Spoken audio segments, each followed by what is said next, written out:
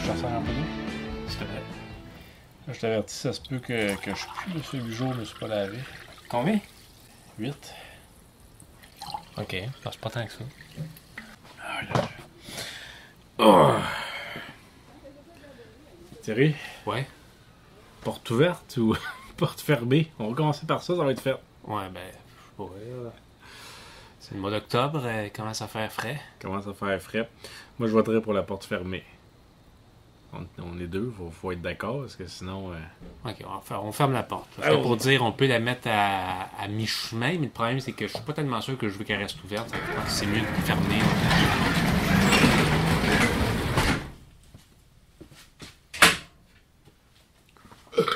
Excusez. C'est en train de devenir un vrai bum. Vraiment, j'ai plus aucun savoir-vivre. Ouais. C'est parti pour l'épisode 161, un épisode fort attendu par beaucoup de gens, sur lequel finalement... On n'en a jamais parlé. On n'en a jamais parlé, mais je suis persuadé que le monde y attendait ce combat-là de titans avec impatience. Vous l'aurez compris, avec ce qu'il y a sur la table, avec la thumbnail de l'épisode et le titre. C'est le fameux épisode où est-ce que Thierry et moi, on s'affronte dans un débat d'idées, à savoir qu'est-ce qui est le meilleur, les vis ou les clous. Donc, vis contre clous. Et là-dessus, Thierry et moi, on n'a jamais été aussi diamétralement opposés. On passe notre temps à s'arracher les cheveux par rapport à ça. Puis là, aujourd'hui, ben, c'est l'épisode où est-ce que on met ça, on tire ça au clair. Ah ouais. Moi, je suis côté clou. C'est pour ça que moi, je pensais que l'épisode s'appellerait Clou contre vis, pas vis contre clou. Mais je pense qu'à la fin de l'épisode, de toute manière, les clous vont supplanter les vis. Ouais. Ben, premièrement, on devrait quand même expliquer un peu ce que c'est un clou, une vis. Mais moi, pour ma part, les clous, c'est une tige métallique. Puis il y a une extrémité qui est pointue. Ok. Marcher sur un clou, ça fait mal en maudit. Marcher sur une vis aussi. Ouais, mais ça arrive moins souvent. Parce qu'un clou, là, c'est le dessus, il est droit. Fait qu'un clou peut tenir debout comme ça. On voit souvent ça dans des films dans les films comiques. C'est hilarant de voir ça. Il y a ça dans le film de Maman, j'ai raté l'avion, par exemple. Il marche sur un clou. C'est hilarant. Marcher sur une vis, c'est une tragédie. Ça fait... Ben, là, je m'éloigne un peu de ce que je voulais dire. Ce que je veux dire, c'est un clou, c'est une tige métallique, un bout pointu. Il y a une tête qui... Puis, quand tu regardes un clou, je trouve ça intéressant. Moi, c'est peut-être pour ça que j'adore les clous. On ne verra pas vraiment à la caméra, là, mais peut-être si tu zoomes, là, des clous sont collés ensemble, ça... Les vieux clous. Ouais. C'est que ça a un peu de l'air d'un T. Si tu regardes le dessus, ça a un peu de l'air d'un T. Moi, j'appelle Thierry. Puis la lettre T, quand tu t'appelles Thierry ou n'importe quel nom qui commence par la lettre T, le T a comme un sens magique. Tout ce qui ressemble à un T devient émouvant et important pour toi. C'est pour ça que pour moi, les clous sont devenus importants. Là, tu me diras, une vis, ça peut un peu avoir l'air d'un T, là, mais non, pas vraiment, parce que y a comme des espèces de ronds même. Là. Un clou, c'est... Je trouve qu'un clou, c'est plus parfait. Comme la lettre T, je trouve que c'est un peu la lettre parfaite de l'alphabet, la meilleure consonne. Je pourrais pas décrire pourquoi, c'est peut-être juste parce que c'est la première lettre de mon nom. J'imagine que tu ressens un peu la même chose pour un R, là, mais...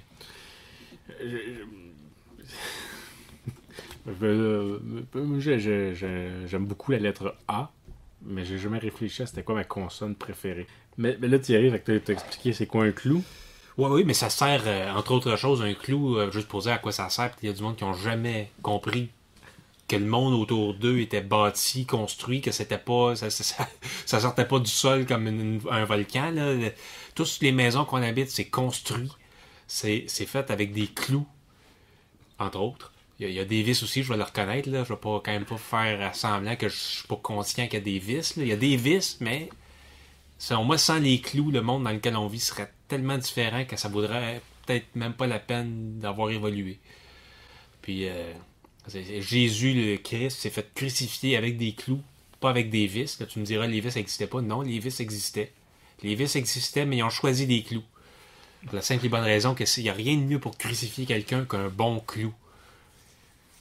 Fait que vous l'avez entendu, c'est le premier échange. Tu me permets d'y aller un petit peu? Vas-y.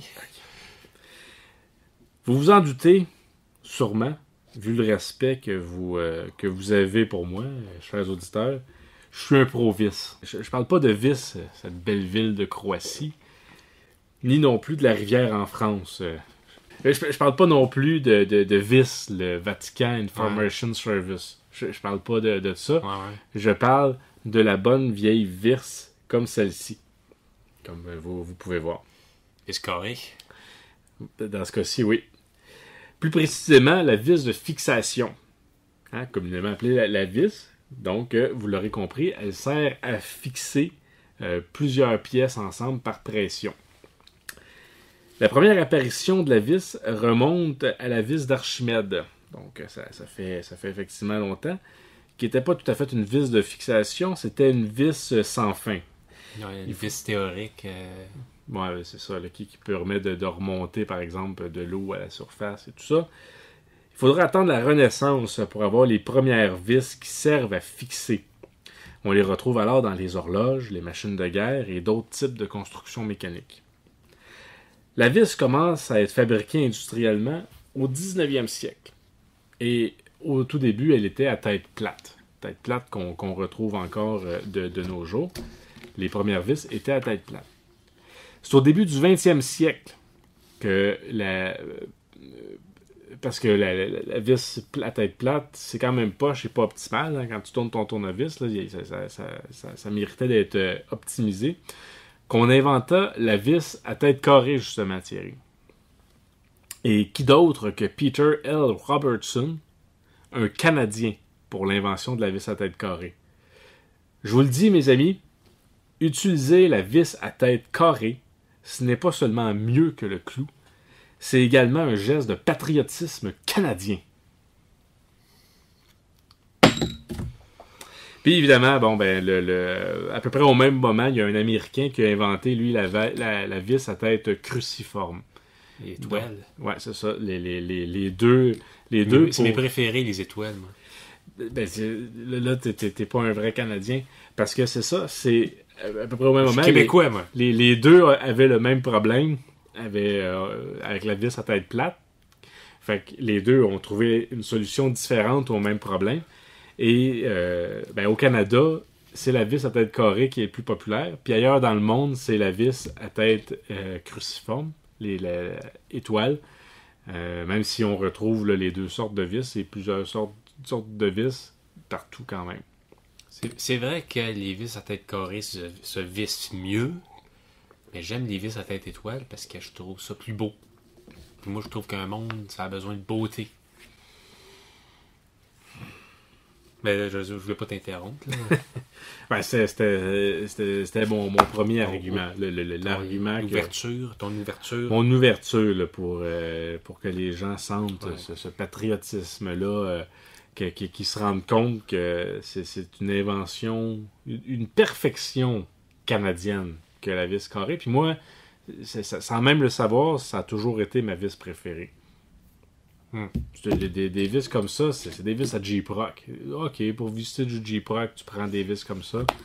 Mais pour visser quelque chose de solide, puis que tu veux que ça soit fort, puis que ça pogne. Tu vois, même ça, le J-Proc, je savais que tu allais parler de J-Proc, je le savais, mais maintenant tu peux clouer ton J-Proc. C'est tout aussi. Ça se fait, ça, clouer son J-Proc. Avant, tu clouais ton J-Proc.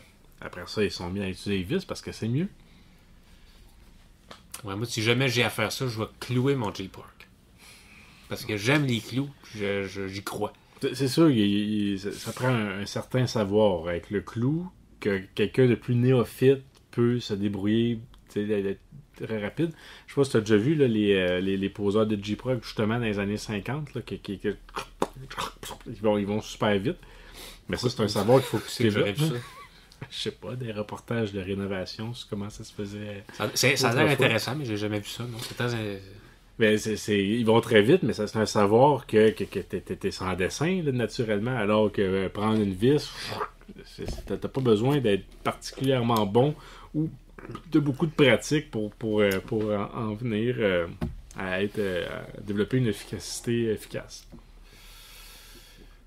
Moi, j'ai une seule chose à dire. Ben, j'ai plusieurs choses à dire, mais c'est une des, je pense, qui vont vraiment mettre le clou de l'avant. Le gun à clou. Ça n'existe pas, ça, des guns à vis. Gun à clou, là, c'est probablement l'outil le plus fun, le plus cool, le plus... Ça te fait sentir puissant, ça te fait sentir... Puis c'est un des outils les plus intéressants à manipuler. Pour... C'est quelque chose qui a vraiment beaucoup d'usage. Tu peux construire plein de trucs, mais en plus, tu peux te faire justice toi-même en te servant d'un gun à clous. Puis tu te feras jamais soupçonner, parce que tout le monde en a un. Comme dans le film des... comment il s'appelait, ce film-là? Ouais, No Country for Old Men. Ouais, je pensais y référer, mais je l'ai écouté cette semaine, puis en fait, il savait plus Une machine à compression. Ouais, pour tuer des animaux dans des abattoirs. Mm.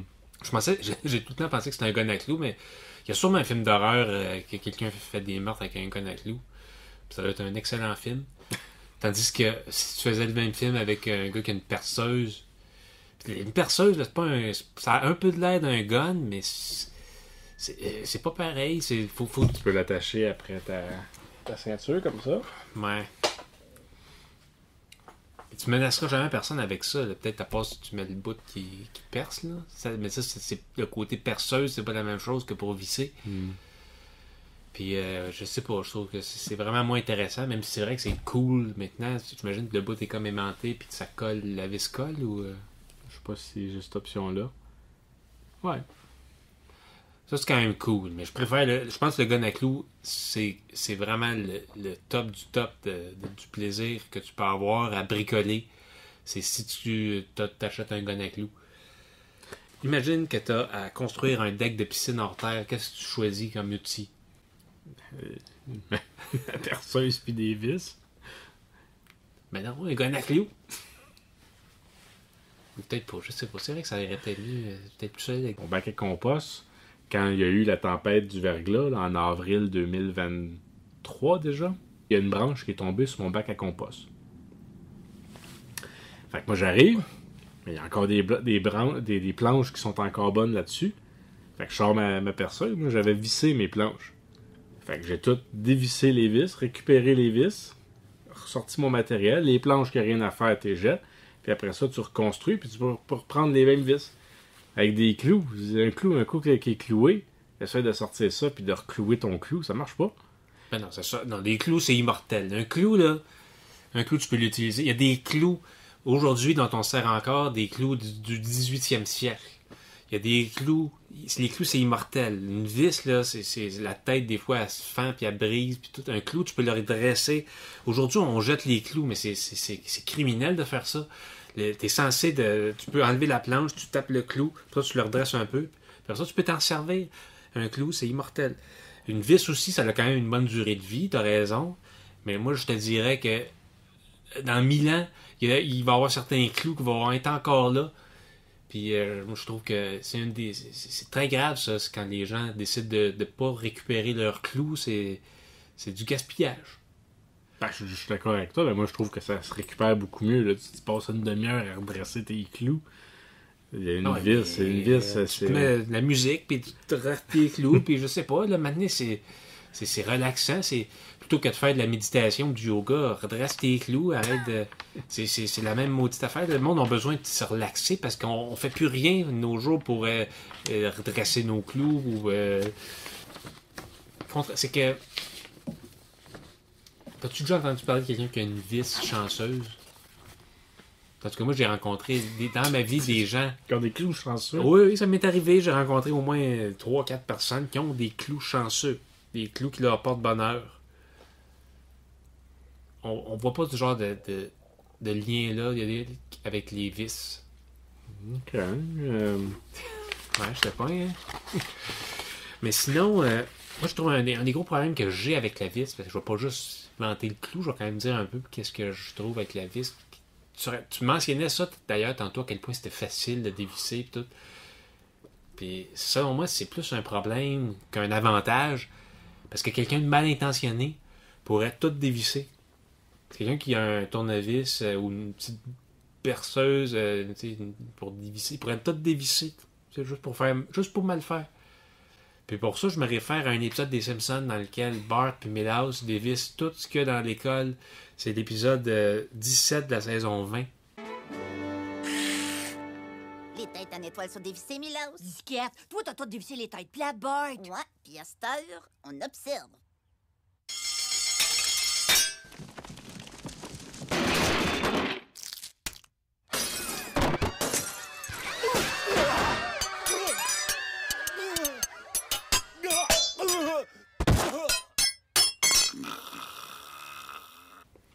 Puis tu vois tout le désastre que ça crée.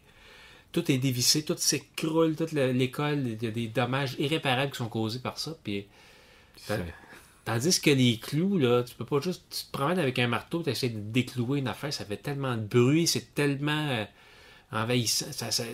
Tu passeras pas inaperçu. Ça sera pas long. Puis que tu vas sûrement même te faire arrêter par la police. Tandis que les clous, les vis, dévisser des affaires, je pense que tu pourrais pendant quasiment une demi-heure dévisser des affaires quelque part, puis personne ne se rendrait compte de rien. Tellement c'est discret. Trop facile à faire, trop facile.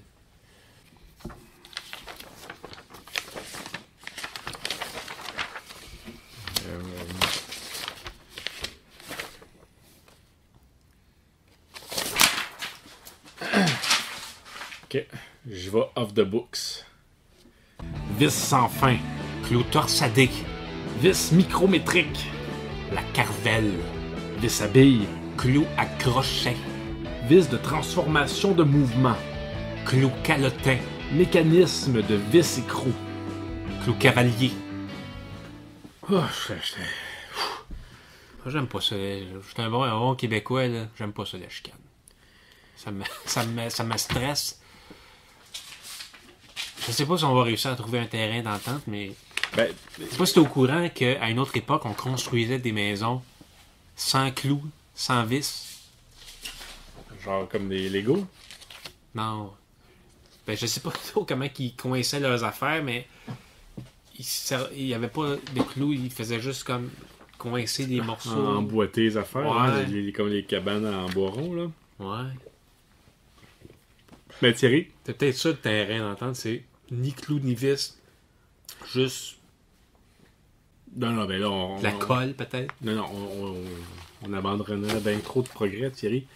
Ben avec la colle, une bonne colle, là, ça remplace des clous et des vis. Ben, t'essaieras de faire un ordinateur avec de la colle.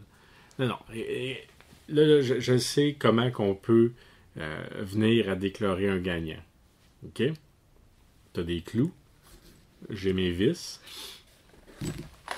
Tu vois la planche de bois à côté de toi? On va faire une compétition. C'est le premier. Toi, tu vas clouer tes 3 clous. Moi, je vais visser mes 3 vis. C'est pas juste. Ben, c'est l'équivalent d'un marteau. Pas tout à fait.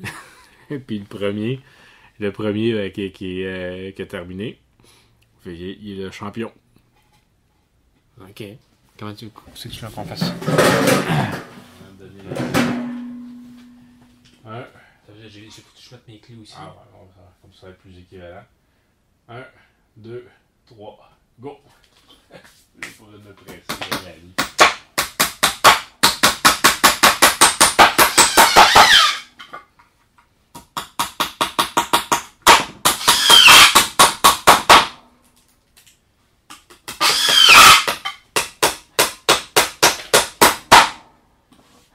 Et voilà. Non, mais ça, c'est bien plus. Ça fait de la bien plus belle job. C'est plus beau, c'est plus propre. Regardez comment c'est propre, là. Des beaux clous. Sauf que moi, je peux dévisser puis me servir de mes vis. Ben, il y a sûrement moyen que je puisse.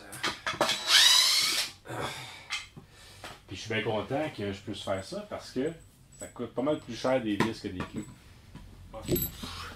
Fait que tu dis, à cause de ça, les vis ont gagné. Ben, à la maison, on va laisser le monde dire qu'est-ce qu'ils pensent, vis ou clous. Ils pourront juger par nous-mêmes.